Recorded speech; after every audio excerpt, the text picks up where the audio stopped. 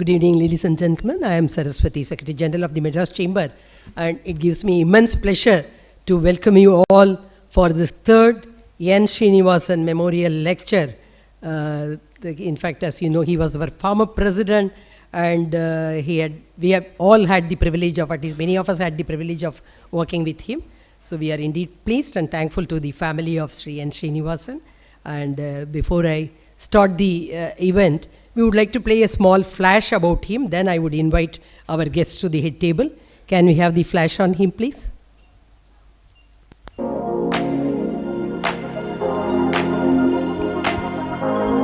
I also request all of you to put your mobile phones on silent mode.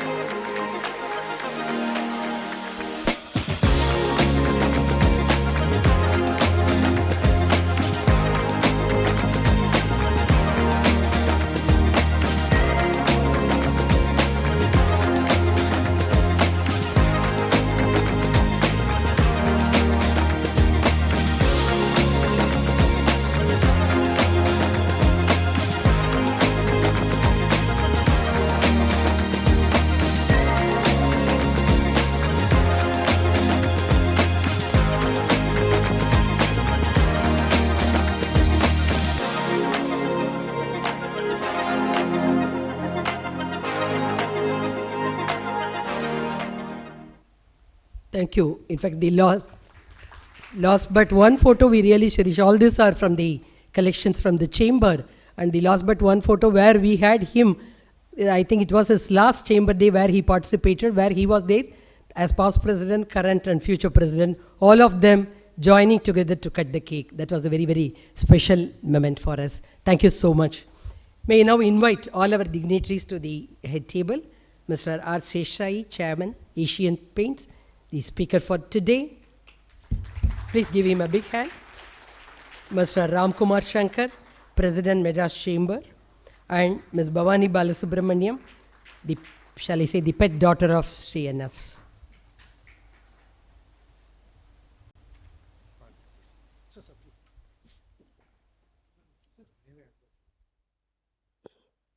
Yeah, I now request Mr. Ramkumar Shankar to give the opening remarks, please.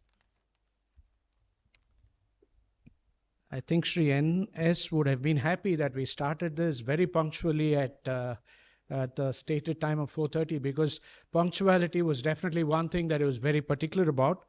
Dear Mr. Seshasayee, Mrs. Bhavani Balasubramaniam, members of the family of late Sri N. Srinivasan, ladies and gentlemen. It is indeed a great privilege, both for me and the Madras Chamber, to invite you all to the third N. Srinivasan Memorial Lecture, endowed by the family of the late Sri N. Srinivasan and organized under the aegis of the Madras Chamber of Commerce and Industry. Sri N. Srinivasan, as we all know, was a legend of the chartered accountancy profession and someone whom all in the profession looked up to. He was known for his non-compromising approach for compliance and a stickler for propriety, and placed as much importance on the spirit of the law as he did on the letter. His contribution to shaping the direction the profession took, as also his contribution on the boards of different companies and institutions, is very well known. Personally, I was privileged to observe him at close quarters at different stages of my own professional journey. As a student of chartered accountancy, when I was in college, I developed this very close friendship with Mr. Srinivasan's son, Venkatakrishnan. And I've had many occasions to go to their house at Nagar, and I've observed them at very close quarters. And the same the same work ethic that he displayed at the work spot was something that I saw even at his residence.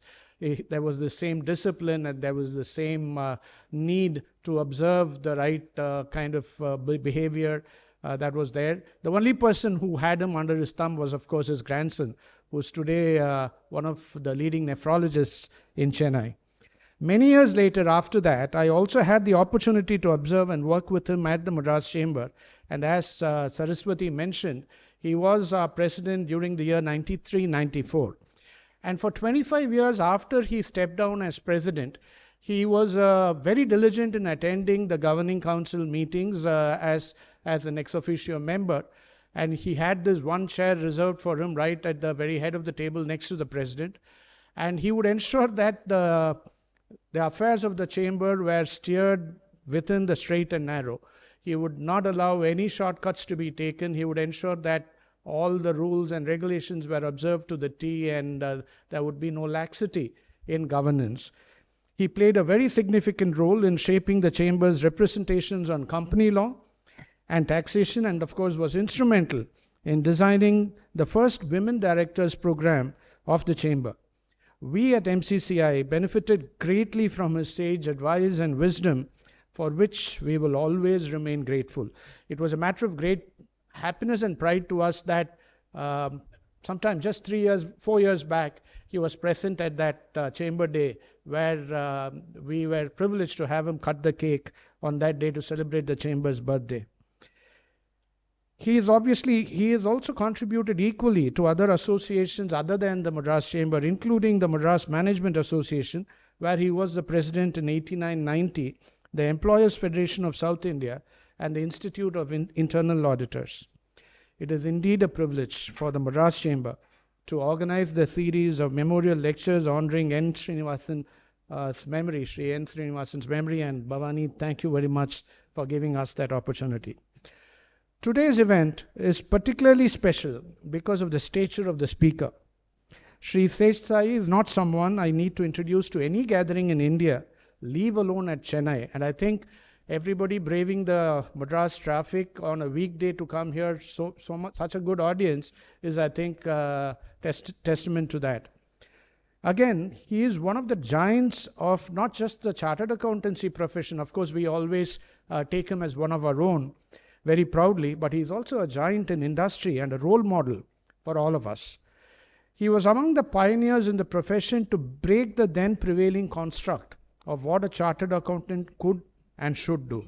He laid the road for many like me to follow, though never as effectively as him.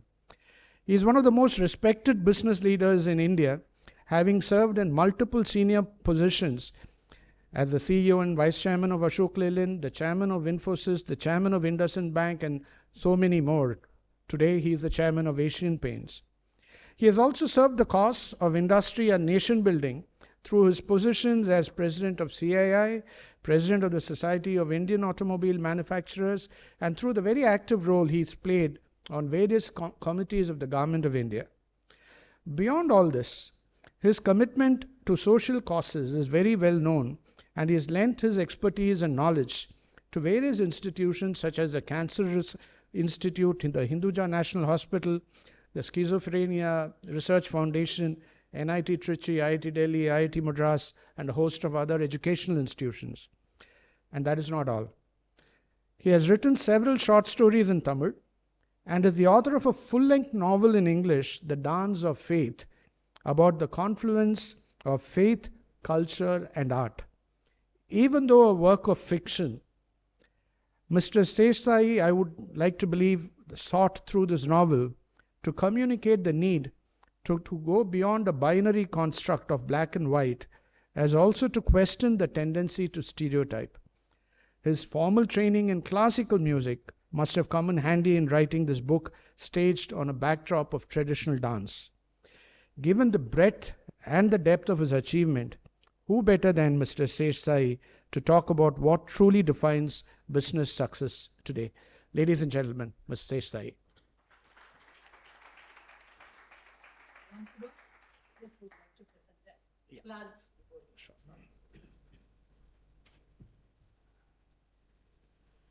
Traditional green.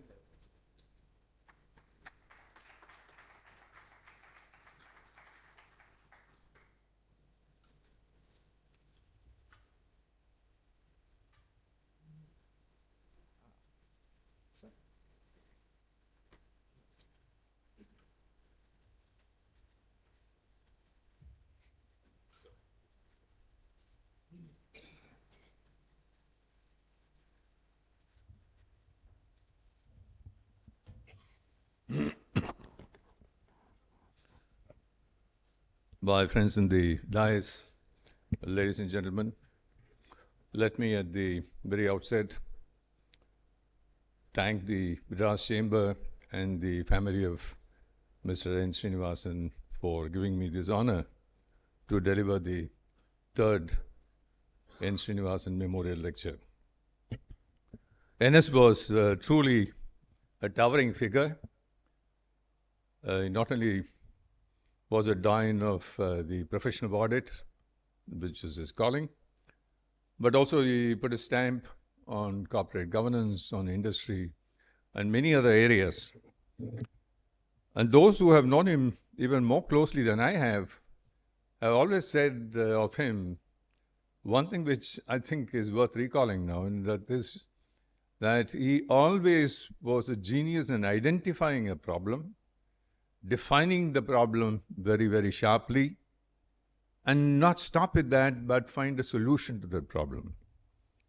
Now, when you talk about auditors finding solutions to problems, that might give a different kind of an impression, but he was someone who reveled in finding solutions within the four corners of law and ethics, and that's what marked him out. I've had the privilege of sharing many platforms and dines with him. I think in the very distant past, when the visual media had not made the national budget a circus or a sports event, there was a time when people like NS and my friend Mr. Ramamani, who was again a doyen of tax laws, deal with the subject of budget leisurely in the following days. And I've had the privilege of sharing some of those platforms with them. As I saw in the flash, the one particular dimension of NS, which I'm not sure that all of you would know, and that was the fact that is about his love for poetry, English poetry. So I recall one instance when we were both attending a conference in Bangalore, and it was just after lunch, and we had to go for this session. But we somehow slipped into this conversation about English poetry and Tennyson and Milton. And so we stayed behind talking about that and missing the session. That was, I think, a very memorable kind of experience that I had with him. So let me once again thank the family and chamber for giving me this wonderful opportunity to recall this legacy. The subject for today's discussion is Beyond Budget, Redefining the Business. You know, this is music season, and this morning one of my friends called and he said, you know, this evening there is a particular program of a musician that we both enjoy, the young musician. And he said, are you free to come? And then I said, no, I have to give a lecture today. So he said, what is the subject? So I told him something about balance sheets. And he said, why did you insist on putting everybody to sleep at 4:30, talking about balance sheet and P&L account? I said, that's not my worry. My worry is that I shouldn't doze off during my speech. And so that is what I think I need to be very cautious about. So this particular subject which Saraswati gave me, it was interesting because it made two assumptions. Assumption one is that balance sheet is a measure for defining or measure for business success. And the second is that that measure has shortcomings. It's not quite up to mark.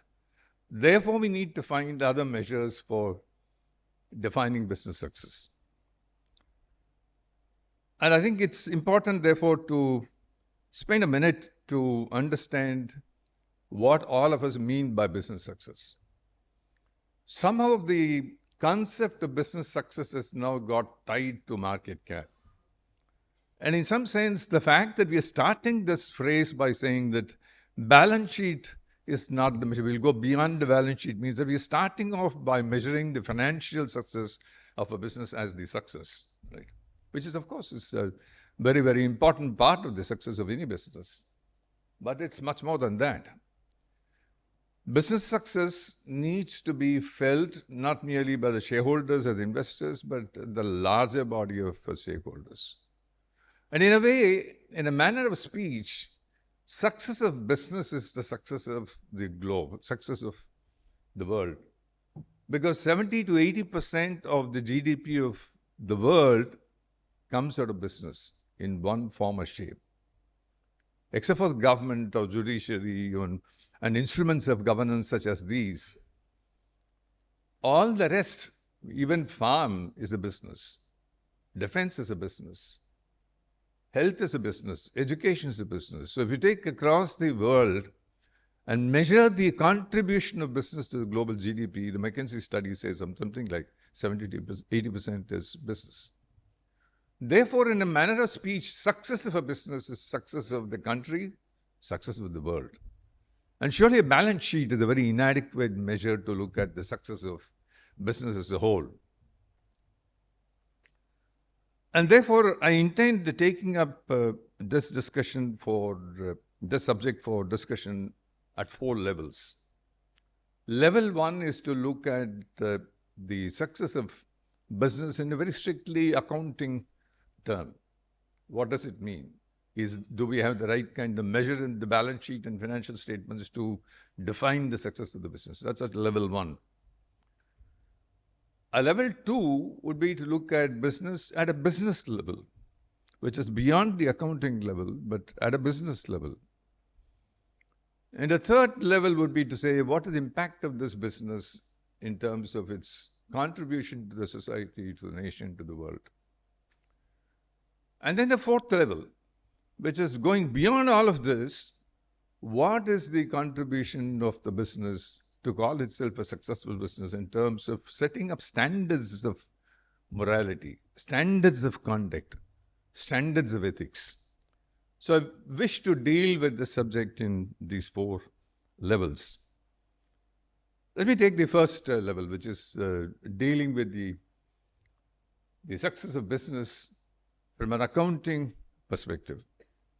Now, we all know that double entry bookkeeping was about the most important discoveries of mankind after fire and wheel. I believe that the double entry bookkeeping, which is the basis for all the financial statements, was actually invented by an engineer and an Italian engineer at that, somebody called Luca Pagliocci. He did not develop the double entry bookkeeping as a measure of success or even measure business. He developed this simply because he wanted to control his staff stealing away stuff from the warehouse. Now, precisely how double entry bookkeeping helps prevent that kind of fraud and stealing, I'm not quite capable of understanding, but that was his intent at least. But the more important thing is that when he wrote about this double entry bookkeeping, he started by saying that all accountants must start with prayers because numbers are sacred. And that, I think, is more important than the rest. So the intention of the double entry bookkeeping and the balance sheet. By the way, how many here are chartered accountants? Oh, then I have to contain my speech in a few minutes. This is truly intimidating to have so many chartered accountants. I must make a confession that I ceased to be a finance professional some 30, 40 years ago. And so in the construct of the double entry bookkeeping, which is the foundation leading on to the financial statements, the intent was to ensure not the measure of success, but ensure a control framework for the purpose of conducting the business. And it was based, when it morphed into a measure, it had two major ideological principles. One is that it's got to be its historicity. It's got to be historically correct. It must reflect the historical success of the business. And the second ideological framework of this is that it's got to be a conservative approach. Now, these were the two underlying principles, as all of us know, which made the superstructure of the financial statements happen in the manner in which they have.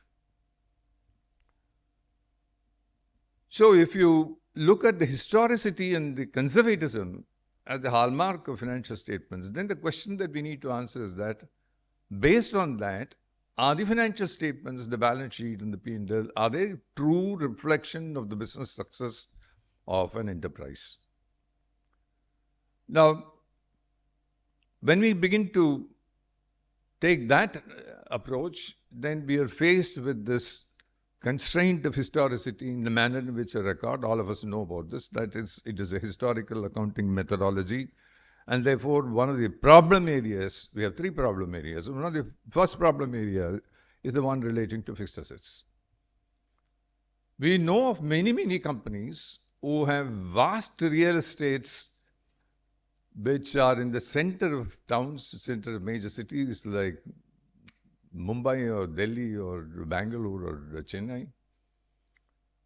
In fact, some of the IT companies, large IT companies in the country, have enormous amount of real estate across many cities in the country in prime properties. But they've been acquired 20, 30, 40 years ago, and they've been at the historical cost.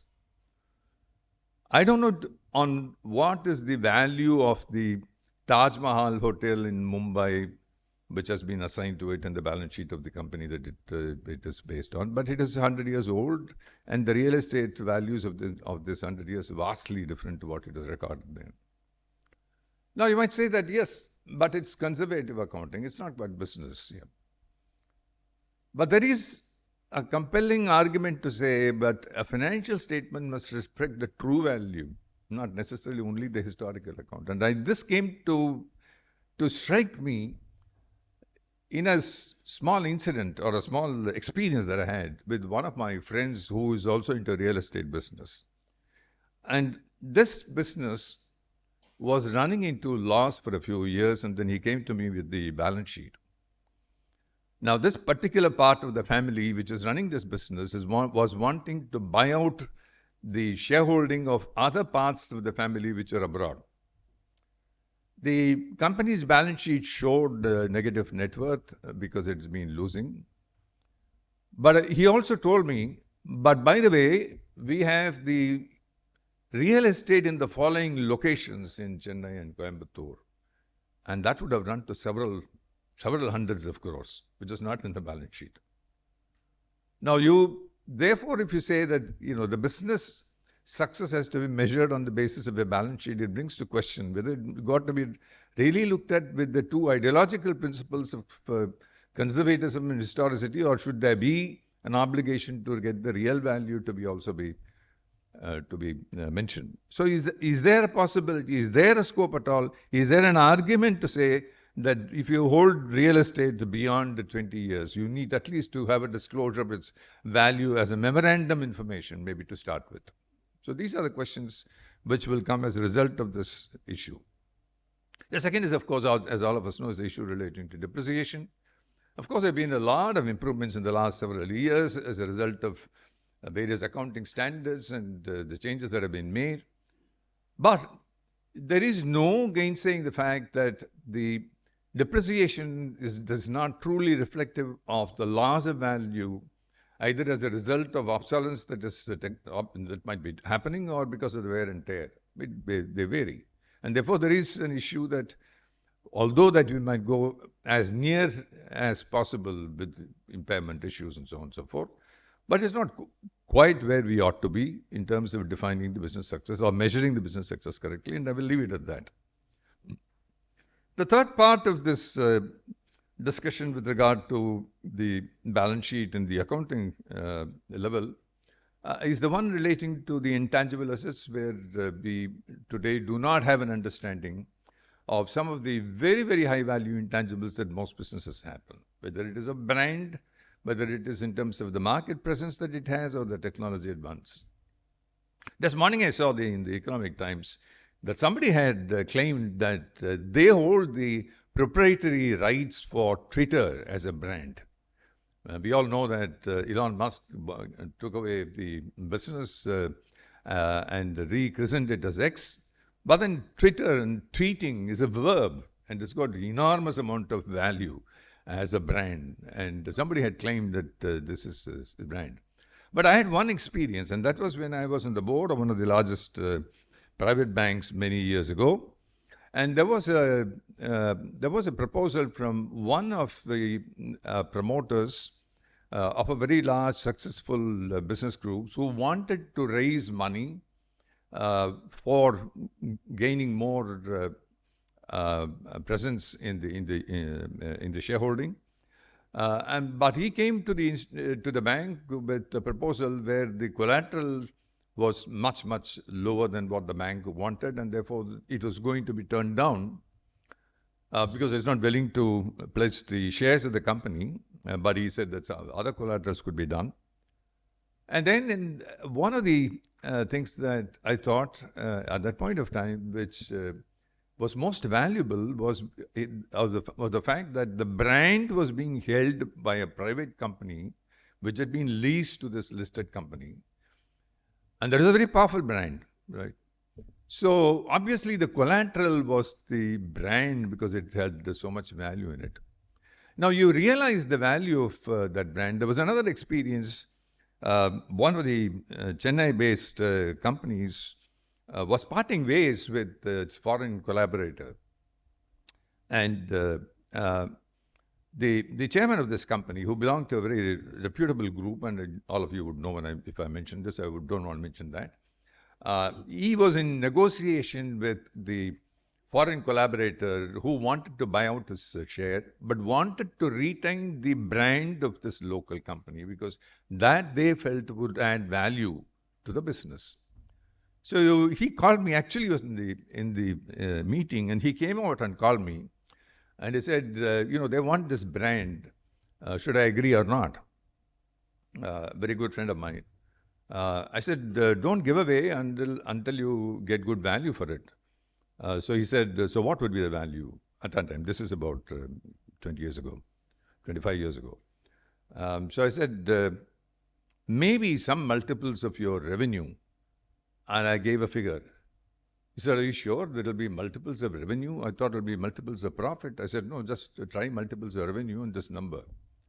He called me about an hour later and he said, you know what? I mentioned that figure and they immediately said yes and shook my hands. I think we undersold. We did not realize the value of the brand. So there is therefore a case to say, what is the kind of a brand value?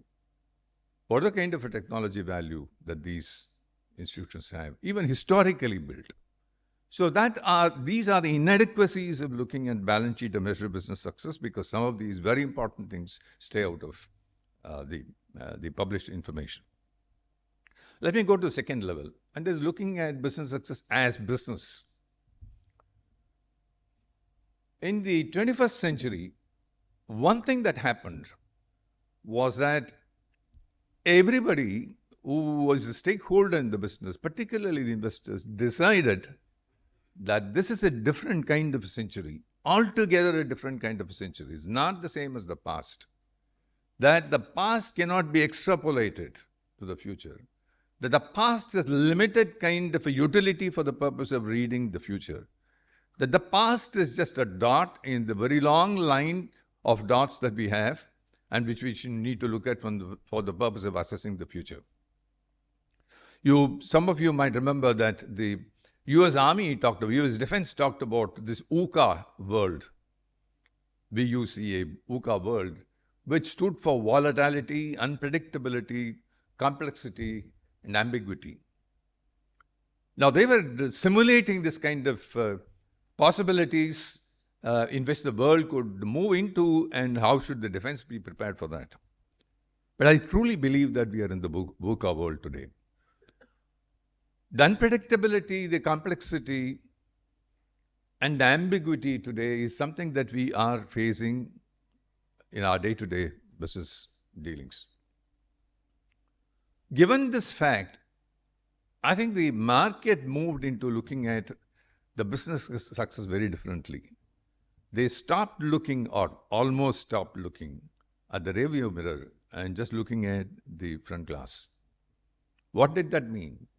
It meant that if you are going to have an answer in terms of disrupting the status quo and move into the future, if you held an instrument in your hand which could disturb the current and develop the future, design the future, then I want to bet on you. So we had this completely unhinged valuations taking place, where companies which were making losses, serially making losses, were valued by the market. Right? You had this classic case in, I think it's 2021, when you had, I think it's 2021, when you had Zomato making this IPO for 1 lakh crore. And that's a company that had not made profits when they went into the market. And they had quarterly cash burnouts. And yet they went and raised 1 lakh crore in the market. And you had the institutional investors waiting to invest in that company. Why? We know that it is because that they had 17 million customers using Zomato every month, that they were leader by a mile compared to their competitor, and they had the propensity, therefore, to dominate the market at some future time, and therefore completely change the business model. So it is the disruption capability that was being valued. And that is not something that could be measured in balance sheet. Not of yesterday's balance sheet, not of today's balance sheet, not even of tomorrow's balance sheet, but its potential for the future. Is this crazy? I've heard a lot of people say that the current valuations that you see in the marketplace of companies which make thundering losses and yet valued at very high levels is completely crazy. I beg to differ, because I think in a market that is constantly changing and evolving, and in a non-linear way, it's not a linear way, the non-linear way, I think it is very correct to assess the potential of a company to be in a position to disrupt the market. Your Tesla making losses for several years, yet being valued as the most valuable automobile company. Their revenue was a fraction of what Daimler or Toyota had. Their volumes were much smaller than any of these companies, or even Porsche. But yet the valuation that Tesla got was much higher, for the simple reason the future is something that the investors saw in what Tesla was beginning to do. And their ability, therefore, to scale up, the operating leverage that they had with the technology, that is what gave them the valuation. And I think it is a correct call. We might argue in terms of the level of valuation, but to argue to say that that should not be the basis, but should be the basis in terms of the price-earnings ratio of what has already been published, would be completely missing the point. So we had several such cases. Amazon, for example, continuously for 2 decades they were making losses, and look at where Amazon is today. So the first principle that the market moved into was, in this VUCA world, is to say that we want to be looking at how able is this company to disrupt the market. And that is the basis of defining business success or business value. I'm going to use this business value and business success in somewhat in an equitable way, for the simple reason that if there is no success, there can't be a value, and if there's no value, there's no success. So I will use this interchangeably. The second point of the change that the market thought about was that if you're not going to be able to make the change yourself, you are not the disruptor, somebody else is the disruptor, are you in a position to be nimble-footed to adapt to the change and respond to the change successfully? That's the second point. And that's where the explosion of asset-light companies came about. Why did asset-light companies at all get created? How come that Airbnb, which is the largest accommodation provider, does not own a single hotel room, as we all know? How does Uber, which is the largest taxi company, does not have a single vehicle, as we all know? Because holding asset becomes a liability. And therefore, if you do not hold asset in its traditional form, you are more nimble-footed. And this is not about technology companies. Cisco is a manufacturing company, but Cisco does not manufacture anything within its perimeter. Apple does not manufacture anything. It is outsourced so as to get the maximum advantage of both scale, geography, cost, and quality. And therefore, you are nimble-footed to make the changes. If there is a downturn, you don't carry the can. You're kicking the can down, so somebody else carries it. So therefore, you are a more successful model in that sense, right? So what was initially, in all these years, believed to be assets became liability. The more fixed assets you have, it's a liability. A large tank, military tank, is not the one which is now currently being deployed in wars to win the war. It is a nimble drones which go and strike somewhere and then come quickly back. A tank will take a lot of time to turn around. It's got lots of kind of issues to deal with. So the nimble-footedness to address changes, to be able to respond to change, became therefore an issue. And in that context, asset became a liability. And liability became an asset. Because if you look at the startup stories repeatedly, your ability to gather more money. I think today, this morning, again, there was a news item about Swiggy raising 10,000 crores, right? Why does Swiggy raise 10,000 crores? Because it says that it will then have the same as Zomato. Now, what it means is that I've got a runway the same as my competitor, and therefore, since I've got higher equity, higher cash, it is my asset. So equity which is strictly a liability is not a liability. It's an asset to have more equity.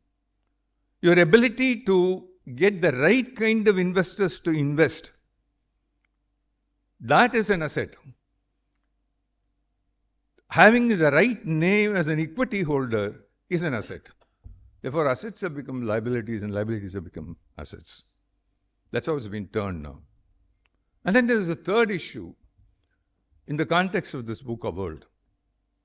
And that is redefining the place where you have the maximum value in the value chain. Let me take the example of the food chain.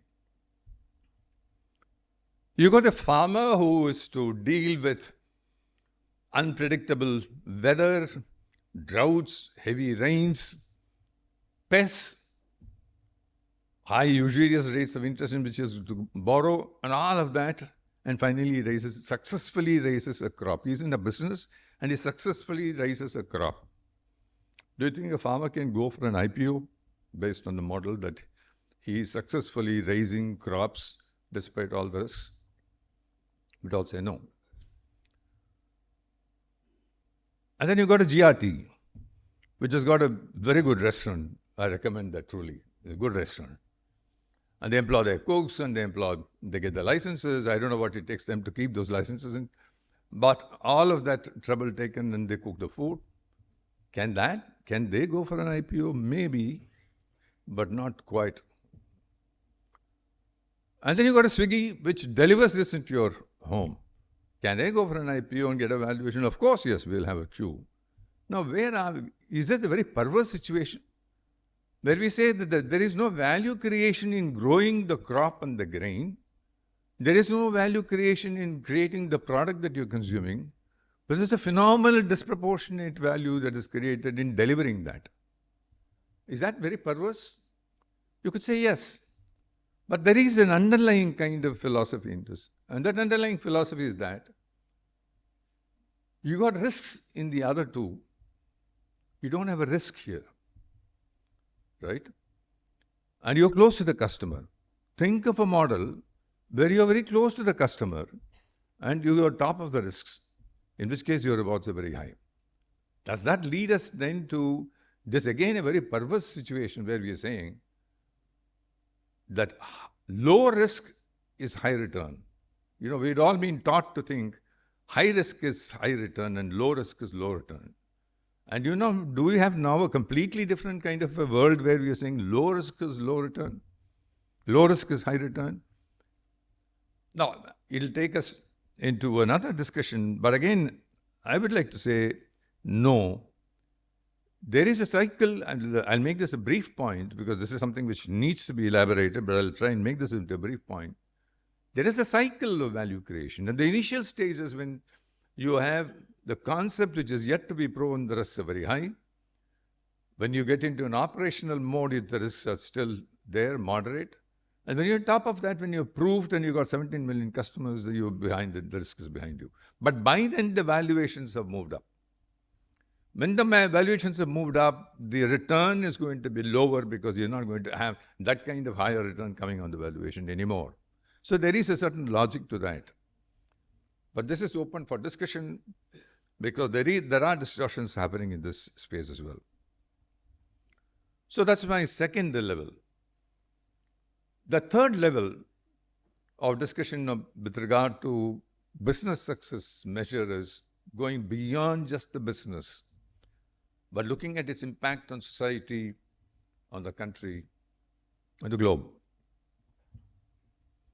You know, when we had this chip shortage, 2021 again, I think, a huge chip shortage in the world, and you had entire industry getting impacted as a result of that. You know, the President of the United States, a very powerful man, right? He came out with a public plea to one company to say, can you give us more? Just imagine. It's one company, which is TSMC in Taiwan, semiconductor company, which employs probably some 50, 60,000 people, but supplies about 90% of the chips that matter.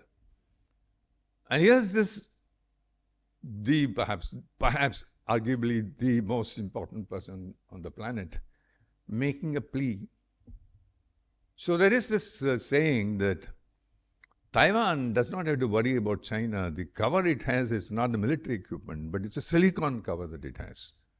Because it impacts the electronics industry in China, it impacts the defense industry in Europe, it impacts the auto industry in US.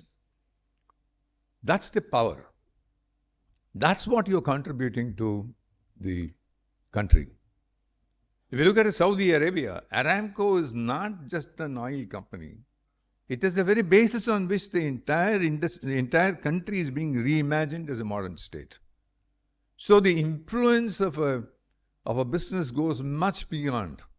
And unfortunately today, businesses and technologies have begun to get weaponized. We are witness to the situation where you have an NVIDIA being prevented from trading with China on a few chips. You've got SWIFT being denied to Russia and precipitating a war-like situation there, and it's on the economic front. Companies and technologies are now weapons in the hand of the government. I'm not saying whether it's right or wrong, whether this is important or not.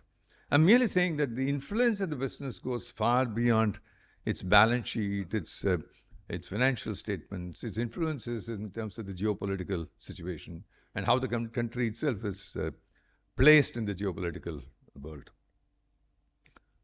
And that's something which is important to remember, because in the thirst that we have to be on our own, to have our own autonomy, which is absolutely right, you can't do that unless there is private enterprise willing to take those bets to make sure that you have the right kind of technology available in this country in order to be able to take the strategic autonomy position. Otherwise, you don't take. And that's how critical business is, and how critical business success needs to be defined. Let me come to the last and the fourth area.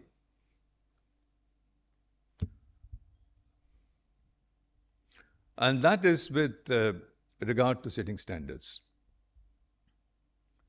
In the history of industry and business, whether it is in India or globally, you always find some exemplar companies.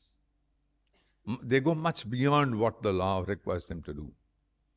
Law does not push you to excellence.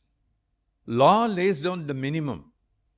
Either you conform to law, or you don't conform to law. If you don't conform to law, you get punished. If you conform to law, you don't get any reward for that. So it's a binary situation. It does not impel you to go and excel in anything. Sports does not have a law. Sports develops because there is an urge to excel. Art develops because there is an urge to excel. Business also excels. And that's because there is an urge to excel. There are business leaders who want to excel because they want them to be seen as exemplars, and they can get and motivate other people to come along with them. I've lived through the decades preceding the opening up of the economy, and we know how quality was such a major issue on our shop floors. This changed dramatically because there were some exemplars who showed what quality in the shop floor meant. There have always been exemplars. I'm not saying that this is only happening only because there's been an opening up of the economy and people wanted to therefore brace themselves to come to competition from outside the country, and therefore this is done. Even otherwise. I mean, you had this famous story of J.R.D. Tata, who was once, I think it was in Tata Steel, I may be wrong, but one of the Tata companies, where the employees were on strike and they were being paid wages. Now, this is a reported story. And J.R.D. was asked, why are you paying wages to the employees who are on strike? And he said, I'm paying wages not because I owe them wages. I'm paying wages because I want them to eat and live. Now, that's a statement of being an exemplar. Somebody who goes and pays much higher than the minimum salary requirement or minimum wages requirement is an exemplar. Whether it's in quality or in relation to labor or in relation to disclosure requirements, there are always leaders who set the standards. Actually, I was talking in a different context some weeks ago, strangely in relation to a particular social issue, and there was this discussion, it was a closed room discussion, and there was this, the champions who said that we must move for a law to bring up or to erase this social evil. And I was the only one in the room, and I said that unless we have demonstrated that it is possible on the ground, we shouldn't even think of law. We need people to demonstrate that a social change is possible. That's how it's all been done. In the history, that is exactly how it's been done. In the long Indian history, where we've had several social reformers, whether it is in relation to untouchability, it's in widow remarriage or whatever, there have been exemplars who proved that this is possible. And then it was translated into a law, which became then applicable for everybody else. And that is the success. That is the business success that I think we need to be targeting. So, ladies and gentlemen, business success, in simple terms, is something that goes beyond balance sheet, for sure. What form it takes, in what context, is something that we need to really understand and appreciate, and set maybe new standards, in order that we could emulate. But each one has a different notion of business success. There's a little story about business success. Some CEO was asked, how do you define business success? And he said, you tell me how you define business success. And the group of students, and they all came up with PE ratios, market cap, and this and that. And he said, you know what? My definition of business success is that when I hit bed, I get my sleep. I want to end with that, because when I started, I was fearing that I might doze off, since I have not done that, and I'm still not sleepy. I want to thank once again Chamber and the family for giving me this wonderful opportunity and this honor to give this lecture on behalf of Mr. Srinivasan. Thank you very much.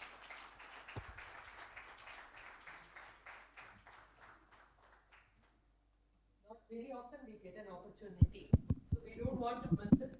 I hope that we can request people if they want to interact now. Yeah. So we could pass on the mic. Nice if somebody announces, if anyone announces, So we'll pass on the mic. You're free to throw questions at him. You can introduce them. Yeah.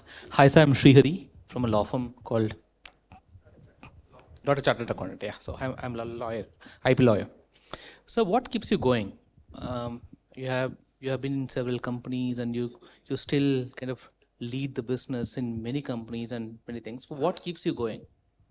Curiosity to learn. I think that's the only thing I'll say. Sir, I'm Govindarajan, chartered accountant. Sorry.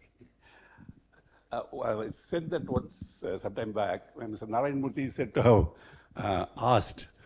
I said that, all this building and computers, they are all not Infosys assets. It's the brains of my employees who create the software. Do you have any way of evaluating those brains and bringing it into your balance sheet? Otherwise, your balance sheet is useless. He said to us, I don't know whether he really said, but it's a thought-provoking question. It is indeed. I think ultimately it's the human capital.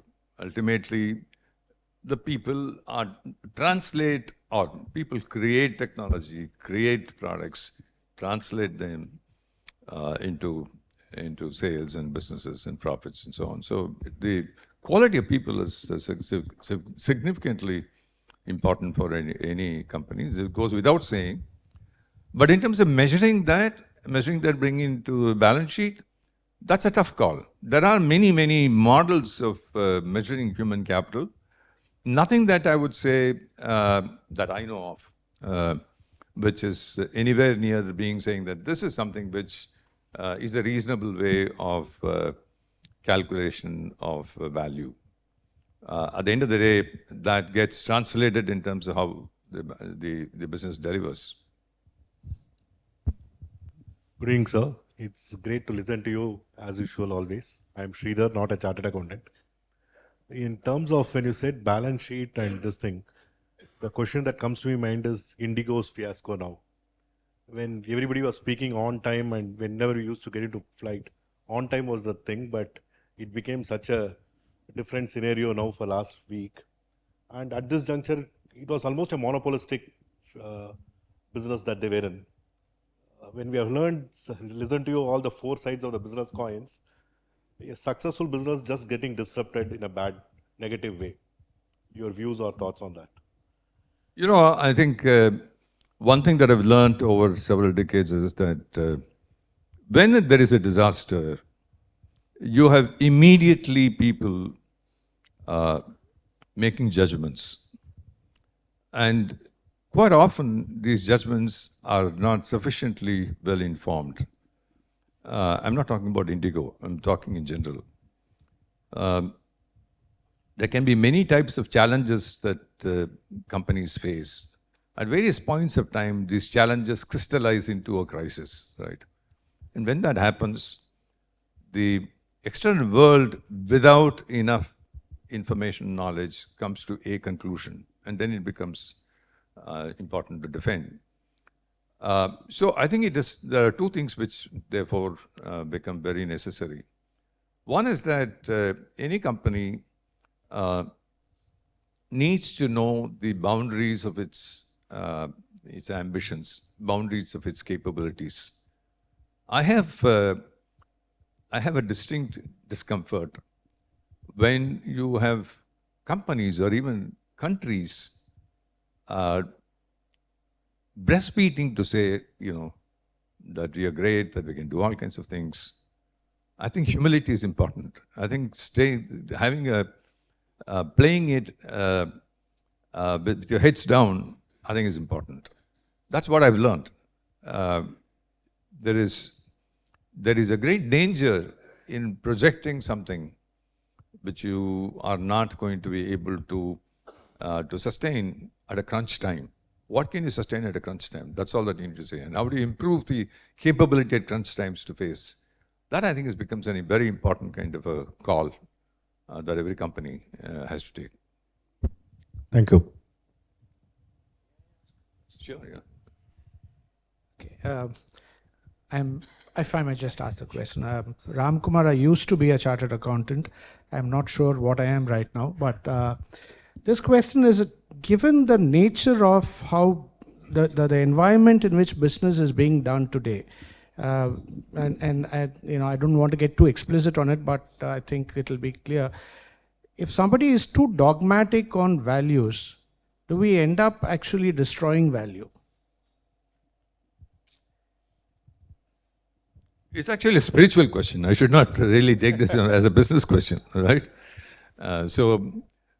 We have this, all the Puranas tell you that you have to keep suffering in order to toughen you, right? If you pray to God and if you're very devout, you have additional doses of suffering because the God wants you to stiffen up, right?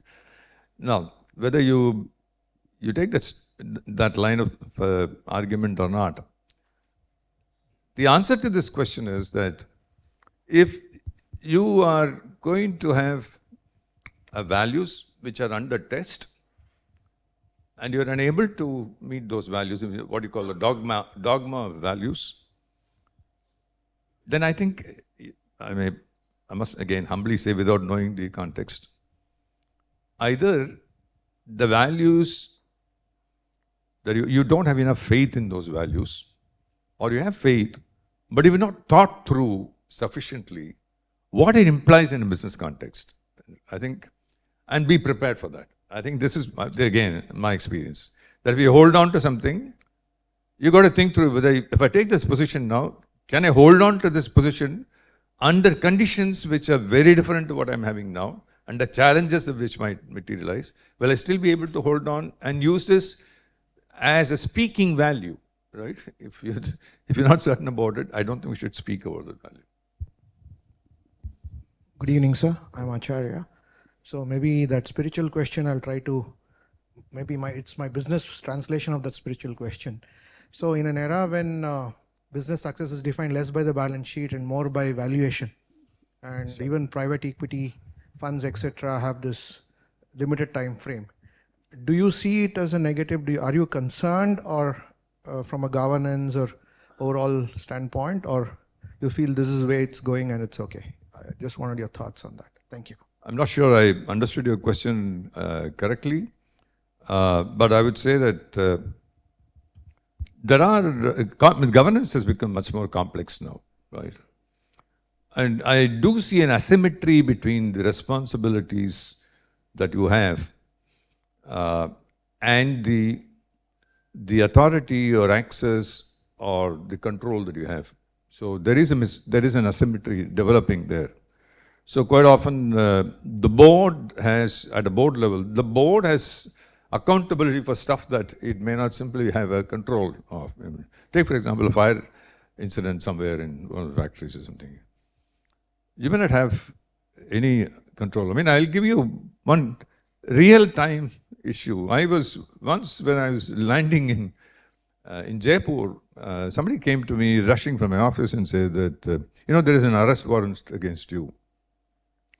So I said, there may be many reasons, but what is this particular reason for?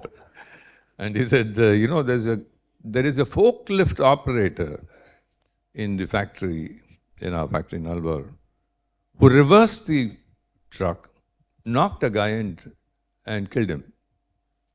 But the rest was against me. I had no clue, right? But so there is an asymmetry between your accountability and what you are capable of controlling, because you control through delegations. You control through delegations and the subsequent monitoring.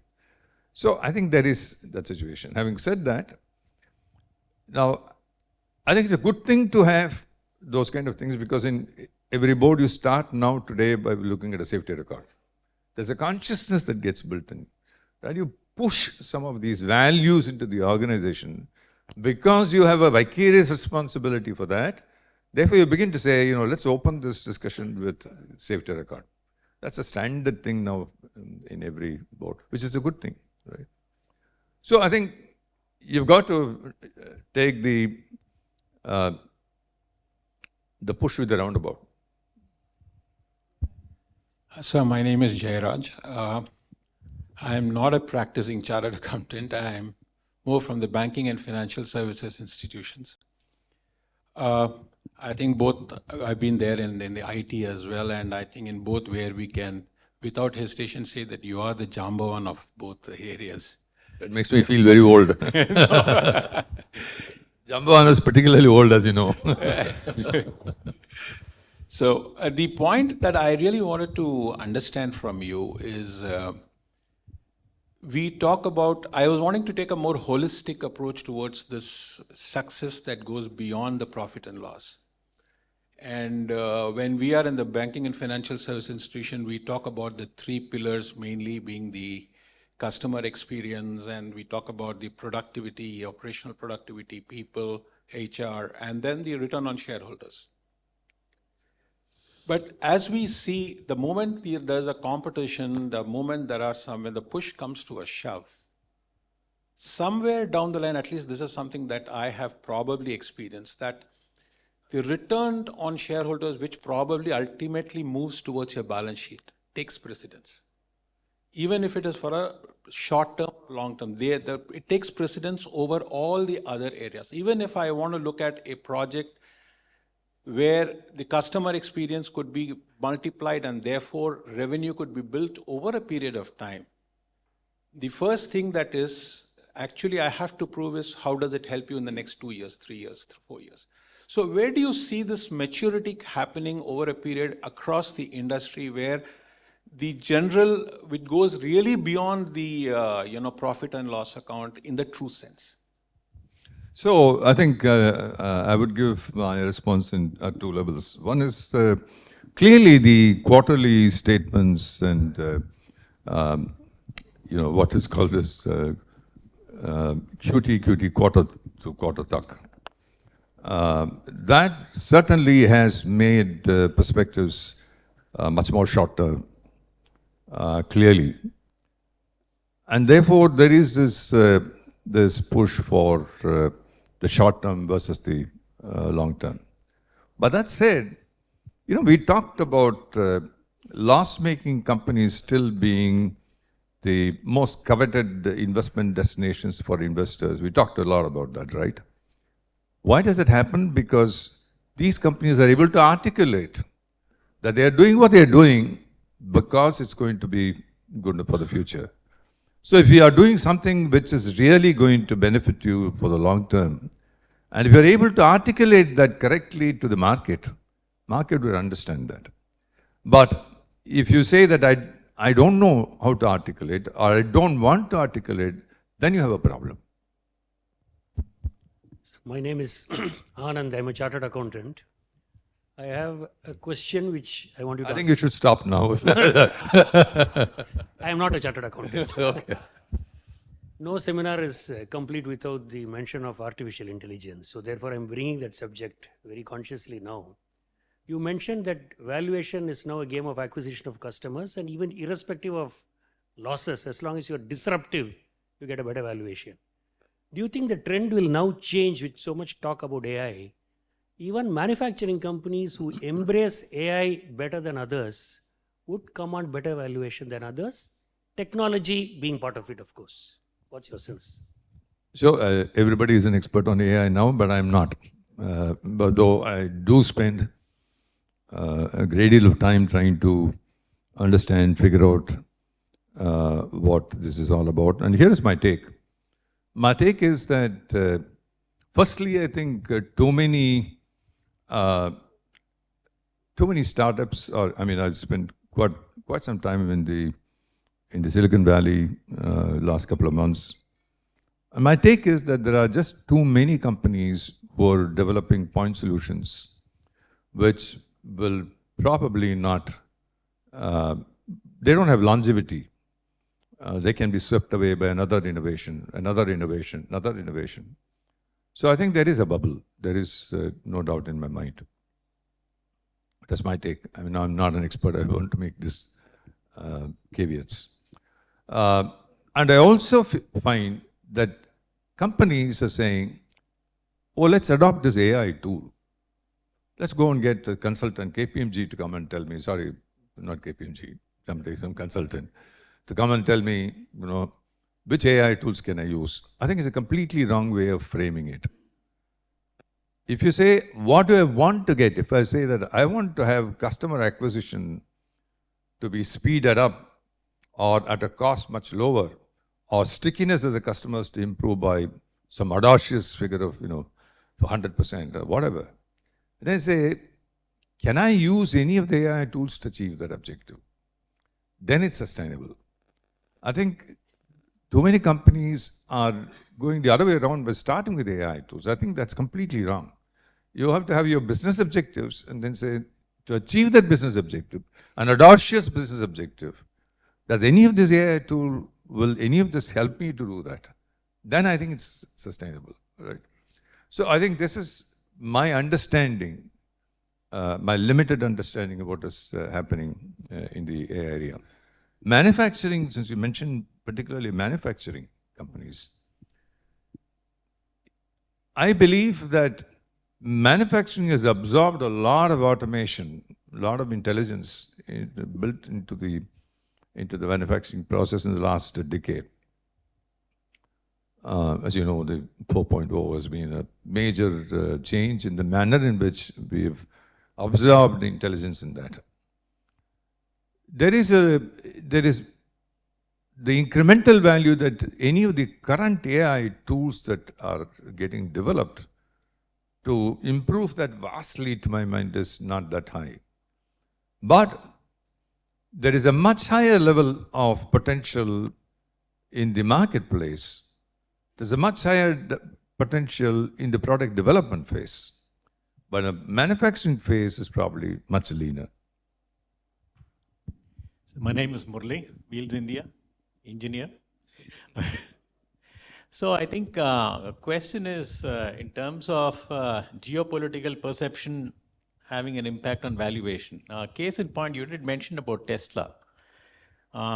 If you say between Tesla and BYD, there's almost an 8 times valuation is better, despite the fact that BYD is selling more cars and making better vehicles and so on and so forth and having market acceptance. What would you comment on this? And personally, if you have to invest, in which company would you invest? I think to look at these two companies in isolation, without the cover of the country or the market in which they are operating, that would be a mistake. If you merely looked at BYD and Tesla, without doubt BYD will score. Not merely in terms of numbers, but in terms of what they are capable of doing in the next decade. So certainly that they get it. But you put them in the context of China and you put this in the context of USA. So you overlay a free market versus a market which is controlled. And we have seen what happened to Tencent, and we've seen some of these tech companies.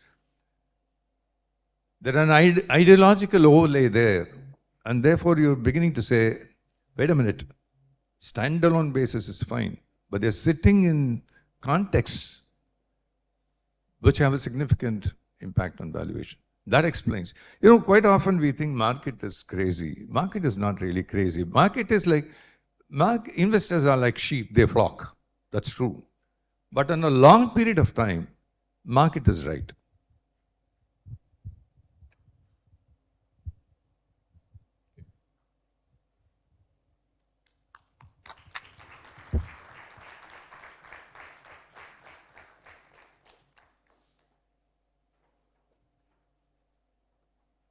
Thank you so very much, sir, for that brilliant presentation, highlighting the 4 levels.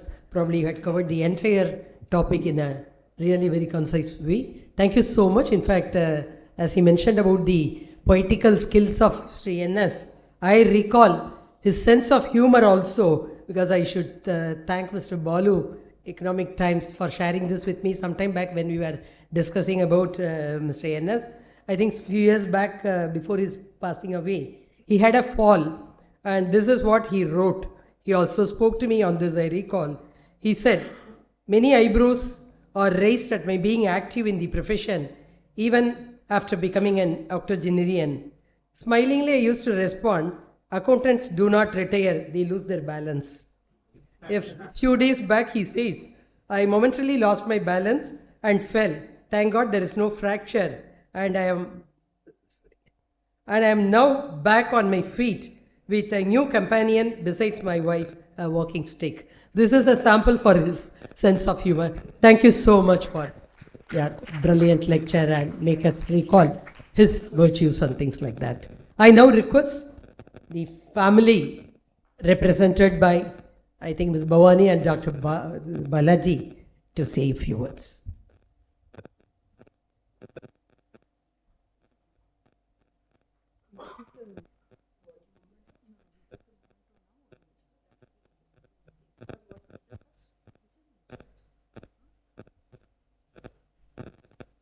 The family also wants to present a personal memento to the speaker today.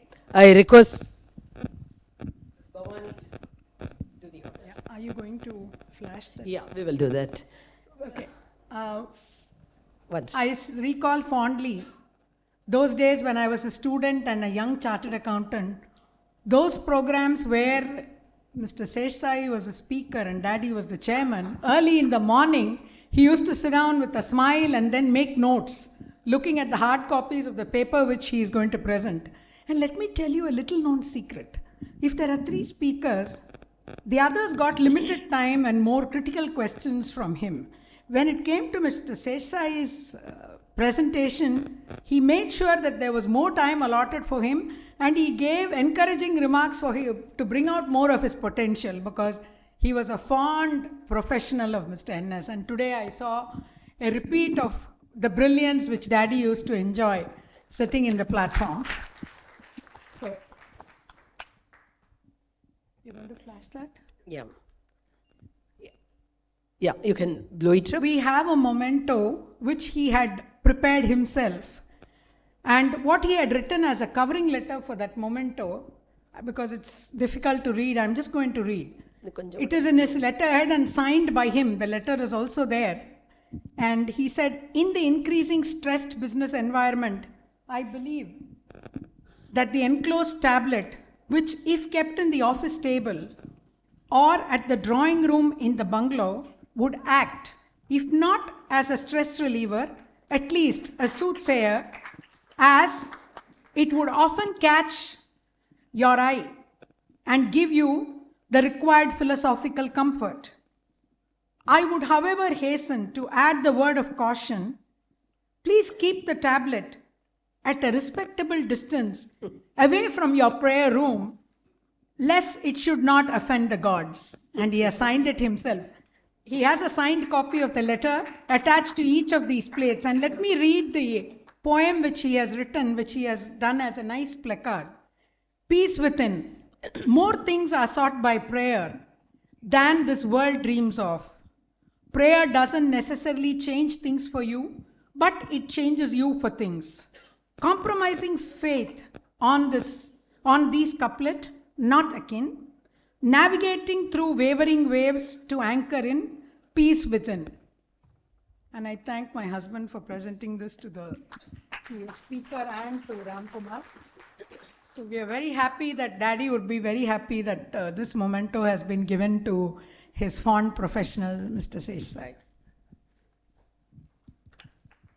We kept it in its original form, in the cover which he has packed, and we didn't change it. Good evening, everyone. I'm the grandson of Mr. N. Srinivasan. I'm Dr. Balaji Krishnan. On behalf of my family and Mr. S. Venkatakrishnan, son of Mr. N. Srinivasan, who is at Ireland currently, it is truly an honor to stand here and have you all today for the third N. Srinivasan Memorial Lecture. NS, as all of you know, was a respected leader, visionary, and an important guiding force in institution of and carrying on the events of the Madras Chamber of Commerce.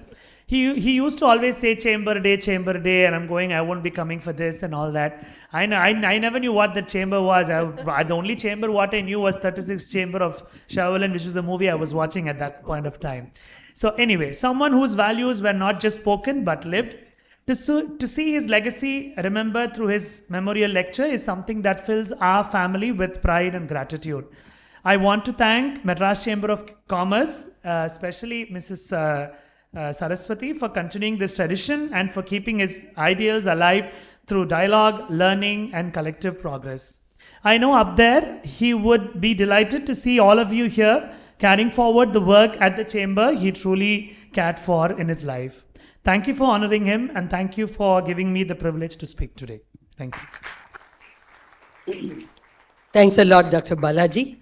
I would now request Mr. Ram Kumar Shankar, President, to present a memento to the exemplary speaker for the third memorial lecture for NS.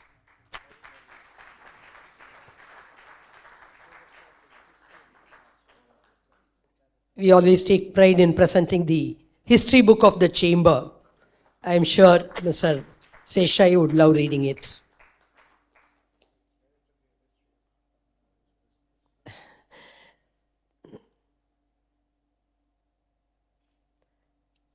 May now invite Mr. J. Krishnan, the Senior Governing Council member, to propose the vote of thanks.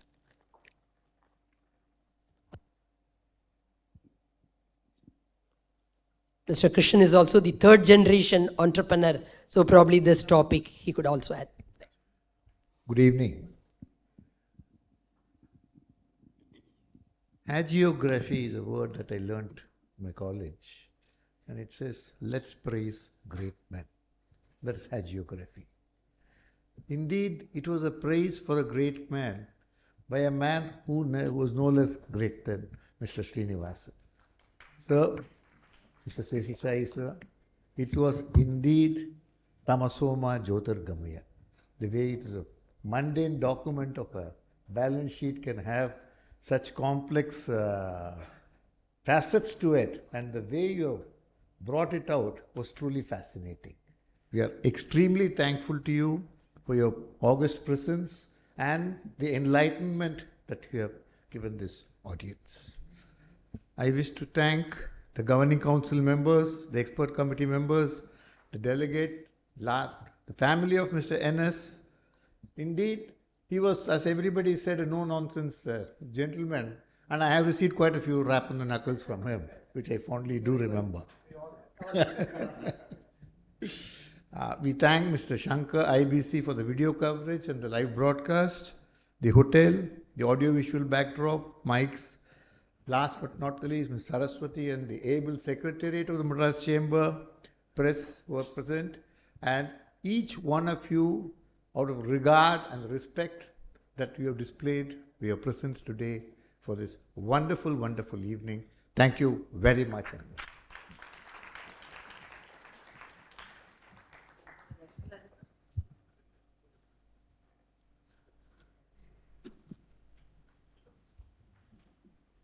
Please raise for the national anthem.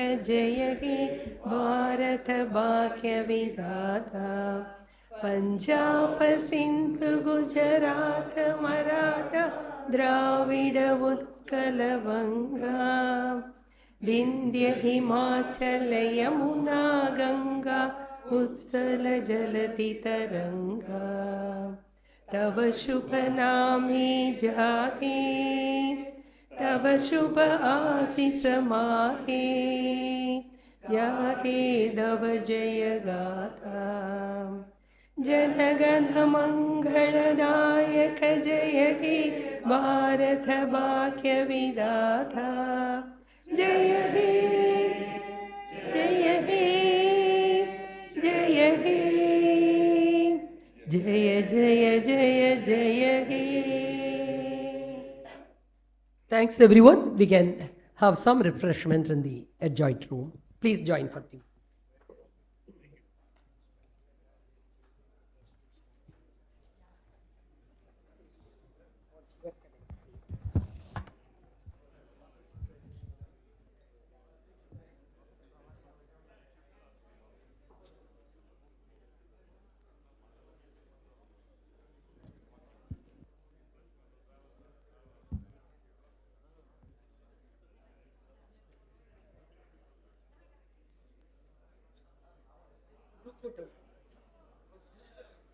Wait for the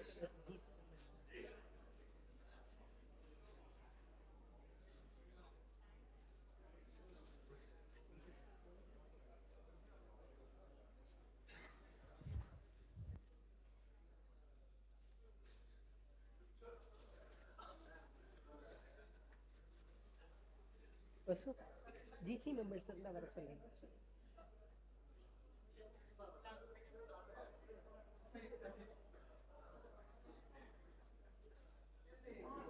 Staff எடுத்துக்கணும்.